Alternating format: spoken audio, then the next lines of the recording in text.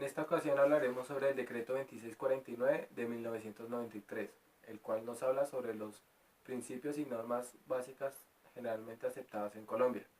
Estas normas son conceptos que se deben cumplir al momento de presentar un informe financiero de personas naturales o jurídicas.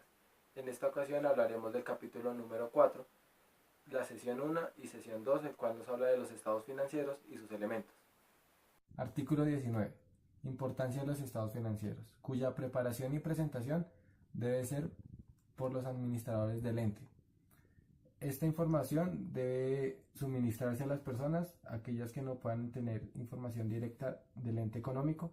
Son informaciones contables en las cuales se registra, se recopila y se clasifican datos de resumen de un año contable de un ente. La importancia de los estados financieros se evidencia a través del análisis que sobre los mismos se realiza. El análisis financiero es útil para aspectos tales como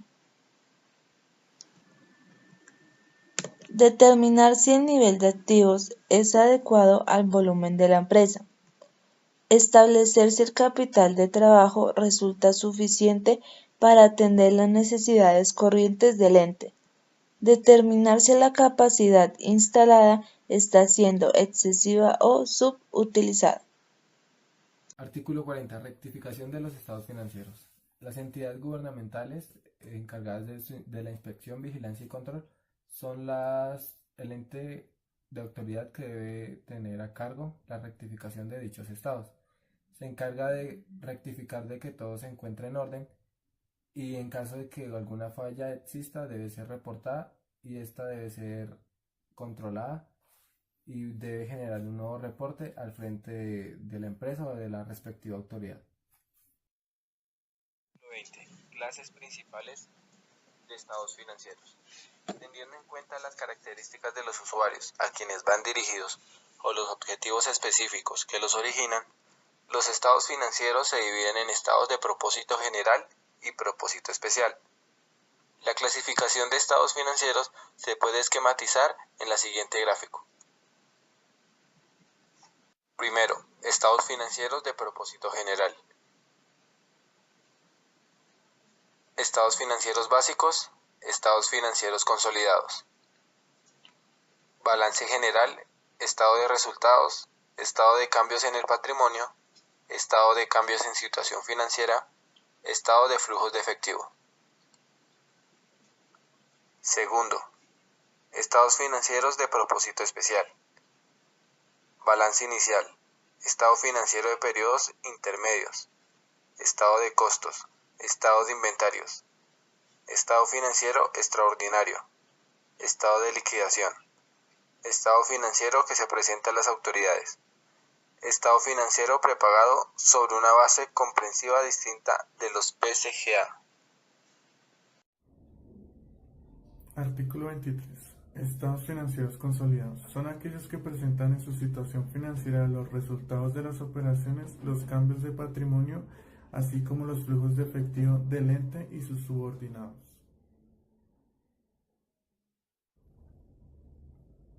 Artículo 25. Balance inicial. Al comenzar su actividad, todo ente económico debe realizar un balance general que permita conocer de manera clara y completa la situación inicial de su patrimonio.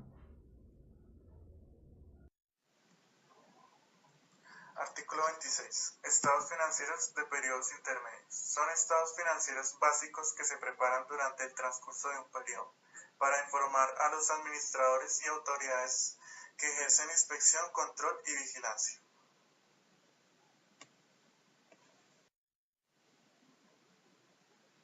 Artículo 27.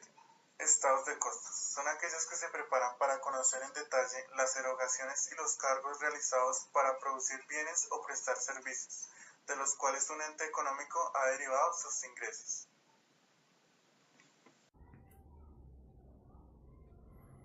Artículo 28. Estados de inventario. Es aquel que debe elaborarse mediante la comprobación en detalle de las existencias de cada una de las partidas que compone el balance general. El artículo 290 del Código de Comercio se vio abrogado por lo señalado en el artículo 37 de la Ley 222, el cual nos habla de los estados financieros certificados. Un representante legal y un contador público deberán certificar a aquellos que se pongan a disposición de los asociados o terceros. Esta certificación consiste en declarar que se ha verificado previamente las afirmaciones contenidas en ellos, conforme al reglamento, y que las mismas se han tomado fielmente de los libros. Artículo 21. Estados financieros de propósito general. Estos se deben preparar al cierre de un periodo, los cuales deben ser publicados para las personas aquellas que deseen obtener información del mismo. Estas publicaciones deben ser con fácil acceso y de mucha claridad para las personas. Esto se genera para que el ente económico pueda dar a conocer su flujo favorable de fondos. Artículo 45. Rendición de cuentas. Los administradores deben rendir cuentas comprobadas de su gestión final, los cuales deben ser pertinentes al informe entregado. Dependiendo del resultado de sus informes, en caso de que exista alguna falta, no exonerará la responsabilidad sobre los mismos. Artículo 42. Ausencia de estados financieros. Cuando sin justa causa una sociedad se abstuviera de difundir y preparar estados financieros, estando obligado a ellos, los terceros deben acudir a otra manera de que sea difundida esta información, ya que los administradores y revisor fiscal deben estar preparados para reponer dichos perjuicios. Se entiende por micro, incluidas las PAMI-empresas, pequeña y mediana empresa, toda unidad de explotación económica realizada por persona natural o jurídica. Buenas tardes. En esta sesión hablaremos de los elementos de los estados financieros. Aquí podemos encontrar el artículo 34, el cual nos habla de la enumeración y relación de los mismos. Algunos elementos de los estados financieros son los activos, los pasivos y el patrimonio. Estos deben ser reconocidos en forma tal que al ser relacionados con otros, se pueda identificar razonablemente la situación financiera de un ente económico a una fecha dada. Para tener una idea más clara sobre estos elementos, el artículo 35 nos habla del activo, el cual es una representación financiera obtenida por un ente económico, cuya utilización se espera que influya en la empresa en un bien futuro.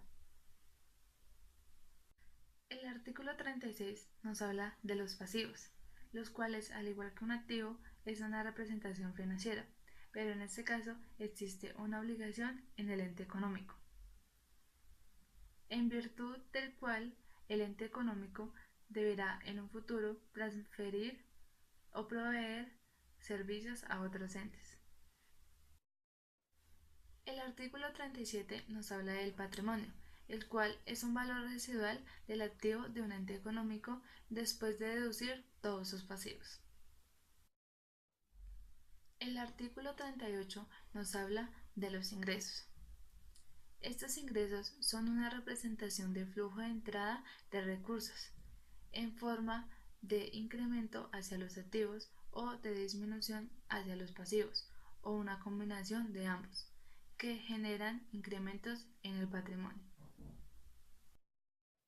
El artículo 39 nos habla de los costos, los cuales representan erogaciones y cargos asociados clara y directamente con la adquisición de un producto o la prestación de un servicio, de los cuales un ente económico obtiene sus ingresos. El artículo 40 nos habla de los gastos, los cuales son una representación de flujo de salida de los recursos, que a su vez disminuyen los activos, incrementan los pasivos o una combinación de ambos, que generan disminución en el patrimonio. Del artículo 42 al artículo 45 podemos encontrar las cuentas de orden, las cuales son: cuenta de orden contingente. Esta refleja hechos y circunstancias que pueden afectar la financiación de un ente económico. Cuenta de orden fiduciaria. Esta cuenta refleja los activos, pasivos y patrimonios que están debajo de una organización del ente económico. Cuenta de orden fiscal. Esta cuenta refleja la diferenciación que hay de un valor en el balance y el estado de resultados. Cuentas de orden de control. Son utilizadas por un ente económico para registrar las actividades operacionales de terceros, las cuales no influyen en su financiamiento económico. El siguiente cuadro se refiere a ejemplos de cuentas de orden en sus diferentes tipos. Tipo de cuenta de orden: contingente. Bienes y valores entregados o recibidos en custodia o en garantía. Bienes y valores en poder de terceros o recibido de terceros, en arrendamiento, en préstamo, en depósito, en consignación. Promesas de compraventa. Tipo de cuenta de orden fiduciaria: activo, pasivo, patrimonio que se encuentra bajo la administración del ente económico, en virtud del contrato de fiducia. Fiscales: diferencias de los registros contables con los datos presentados en las declaraciones tributarias. De control: se usan para ejercer el control interno. Activos castigados: propiedades, planta y equipo totalmente depreciados, agotados y o amortizados.